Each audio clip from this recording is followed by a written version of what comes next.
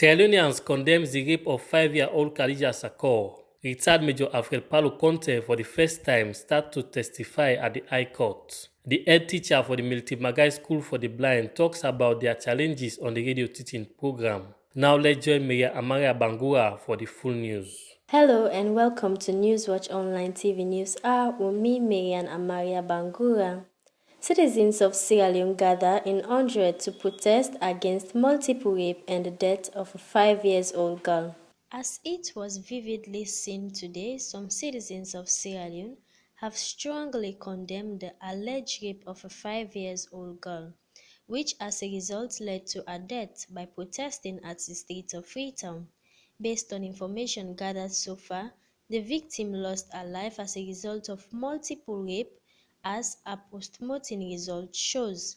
The protesters have called on the government and members of the society to fully take action over the issue by helping to protect children in the country. The public urges the Sierra Leone police to fully investigate the matter and charge the perpetrators to face the consequences of their action. Albert A.S. Kolka from Almaria Foundation for Children has this to say. We want to do this peaceful protest to make we get justice for Khadija in case. And we dey call on all Sierra Leoneans, young, old, and big. We dey call on every Sierra Leonean for let we come out and do this protest, not of fighting, not of violence, but we just want to come vet out how we dey feel about this young lady, how we dey feel about this people. It dey pain we and we dey bleed, and we want to see justice. My brother, not to today this thing don't start. This thing don't start now this nation. For one number of time now, it dey happen, nothing on the commodity. Nothing on the commodity and they call am both case. For this one, in your case, we know how for say and say, it go as both case. So now that make we dey out. And they call on the first lady. As now we don't promise this Sierra Leoneans them. Now we don't put you on with toast them. Now we don't make we don't glad it for we can't begin and we sisters them. Now we don't make we don't get hurt for them we come out. We still dey call upon our himself, and we also dey call upon in husband and other stakeholders there to make them join we and fight this case. Rape no go put in this country. Rape against the king no go put in this country. And one person say we put a stop to that. So we dey call on the first lady to make me come out and talk to me. And we dey on street right now. We dey there, we dey wait for other people there for joining. Ms. Amabori from the office of the Vice President also gave her opinion on the issue. I think people are very tired. People are drained. People are tired. We all have children. We all have small sisters, small brothers who are on a daily basis abused. And we want to see something done. We want strong policies in place. We want strong laws in place for the perpetrators. Let's get to hear from some protesters. A very sad thing is, it don't blast happen. It don't happen. And it don't happen to Khadija. Who knows next? Would that be sister? Now my sister. Now that other man is sister. Do we have to sit and wait for this thing to continue? No, if it don't happen to Khadija, our yes, it don't happen to Khadija. Does it ever happen to other man's sister? So before it happened to other sister, then we don't come out as activists them, as patriot Sierra Leoneans them, but put an end to this. That happened to 3-month-old baby, we don't see justice, and this happened back to 5-year-old. So we need justice now. We need this thing for stop. Enough is enough. We are parents, so I come as a parent. I can't join the youth team today for not demonstrate for Khadija. Let justice be prevail. We the woman, we don't give the first thing. This is where they call rape in this society. So we won't let it stop. We don't want for pets. We don't want for anything back. We just want for the government to come to aid and rescue. Newswatch will closely follow up on this issue to ensure justice. Reporting for Newswatch Online Television, I am Marian Amaria Bangura. The head teacher at the Military Magai School for the Blind, Saliu Ture, in an exclusive interview with Newswatch Online TV, talks on the constraints they are faced with in listening to radio teaching programs. The radio teaching program was actually a laudable venture by the Ministry of Basic and Senior Secondary School Education after the outbreak of the COVID-19 in March this year.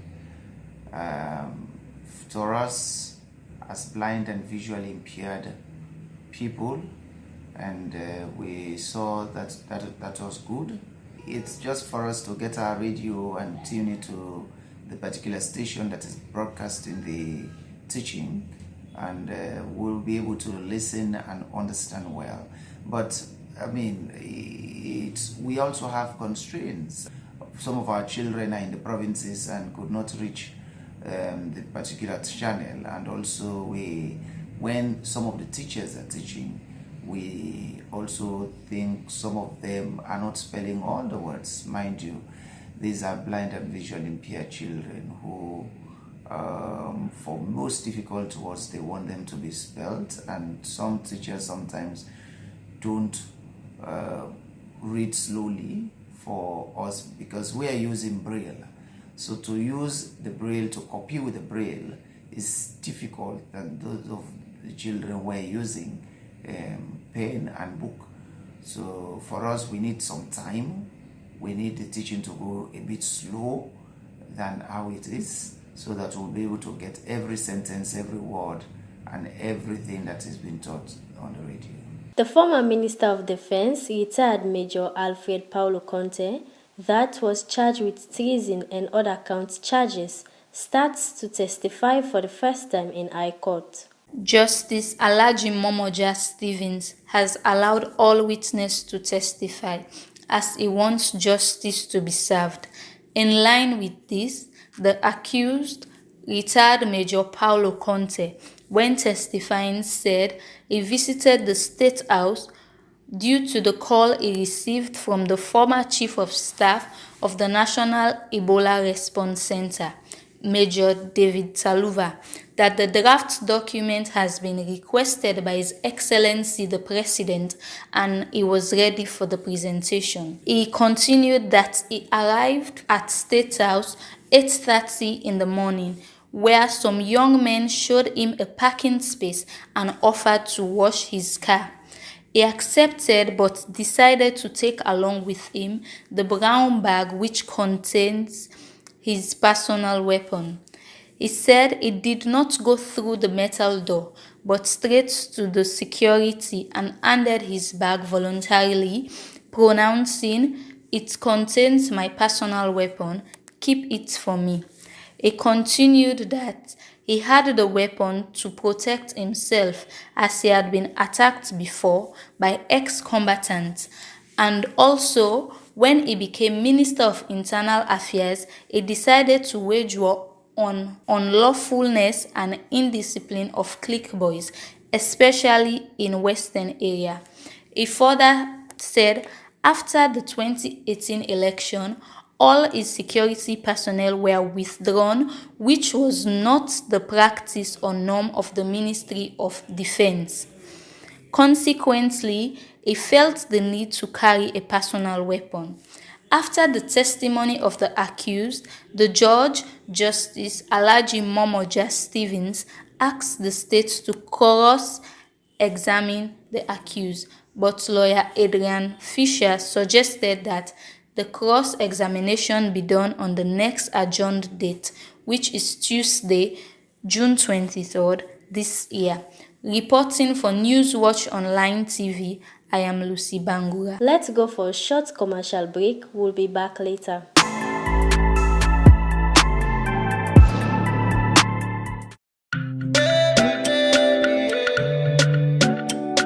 Are you looking for a place where you will have fresh poultry eggs? Well, your worries are over. Reef Poultry Eggs is here to satisfy you. Visit us at 28 Charlotte Street, Freetown, or call 079-368959. We do wholesale, retail and home delivery service. Reef Poultry Eggs, your place to be. COVID-19 is an infectious disease caused by a new coronavirus introduced to humans for the first time. It is spread from person to person, mainly through the droplets produced when an infected person speaks, coughs, or sneezes. These droplets can land in the mouths or noses of people who are nearby. These droplets are too heavy to travel far in the air. They only travel approximately 1 meter and quickly settle on surfaces. This is the reason person-to-person spread is happening mainly between close contacts. The exact time that the virus can survive on surfaces is not yet known. Welcome back. You're still watching Newswatch Online TV News Hour with me, Marian Amaria Bangura. Please don't forget to click the red button below to subscribe to our channel. The Public Relations Officer of the University of Sierra Leone, Munda Rogers, speaks on the progress on the commencement of the e-learning system for students. Some students also expressed their concerns and recommendations on the e-learning. Well, since commencement, we were actually finding difficulties as to how we could implement it, owing to the fact that the COVID-19 struck this nation at a point where institutions were not really ready. Universities were not being an exception. But as time goes by, with the determined team of ICT that we have in the university, and with the interest on the part of management to ensure that we engage our students, we did a robust approach whereby we are able to set up the systems so as to be able to keep in contact with our students by way of providing them learning. As we are making do of the available resources, as we all know, challenges are bound when once institutions like the University of Sierra Leone want to embark on such an innovative approach that including electricity, and even some of the students who were on holidays in far-reaching communities that could not access ICT facilities. You know, all of these things we've been able to look into it, but as we speak, we are at a very admirable pace by way of implementing the e-learning process, and our students are probably benefiting from that. We've been able to make sure that we improve on our ICT infrastructure base. We've been able to make sure that we also create links and partnership. Like for instance, we are in a very serious partnership with Africell, which we know is a mobile operator in Sierra Leone. They've been able to come to our aid by providing all certain facilities in line of making sure that we succeed by way of implementing our e-learning process.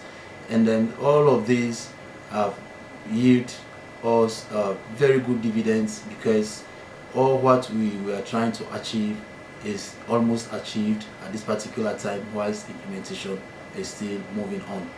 Well, to start with, the ongoing e-learning project is a fine initiative by the university, given the fact that we are in the corona pandemic. But I think the preparedness of that has not been much, because the effectiveness is not that much.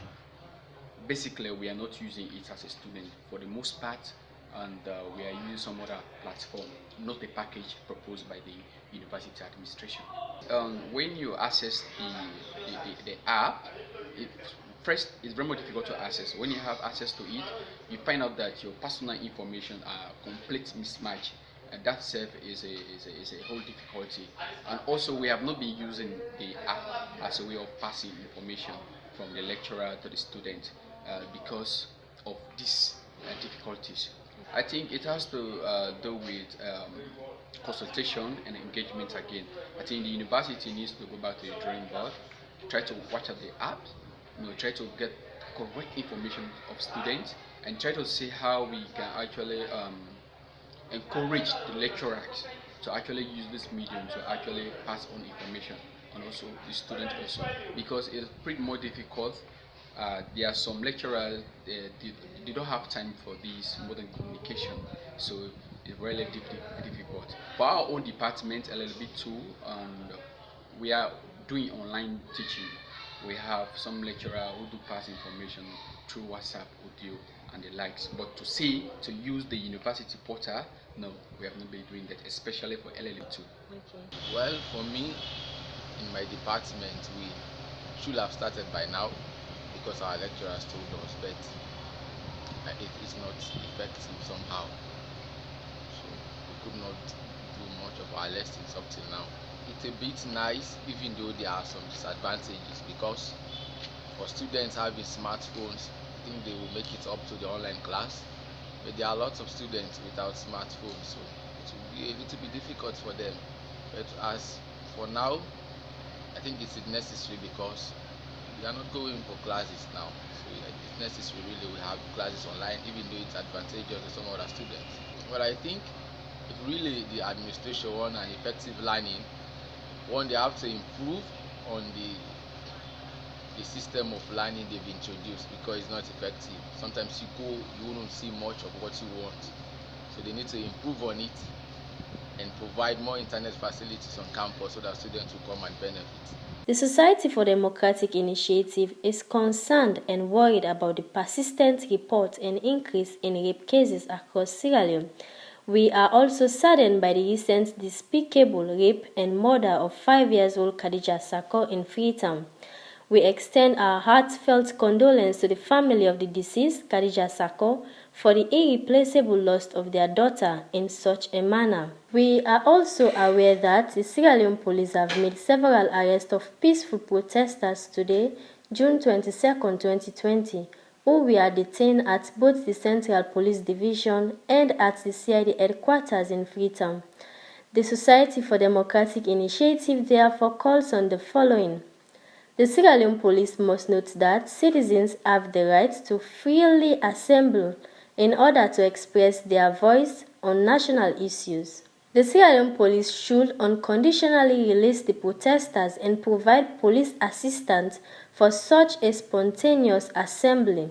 We acknowledge the government's bold political leader to prevent rape, to protect civilians and rape survivors, but implore the government for more action and justice for all, including effective production of those responsible. We stand in solidarity with and call on all relevant authorities for an end of rape and the culture of rape that has become a menace to the fabrics of our society. Please don't forget to subscribe to our YouTube channel and follow us on our Facebook, Twitter, and Instagram account, Newswatch Online TV SL. Till next episode, I've been your presenter, Marian Amaria Bangura.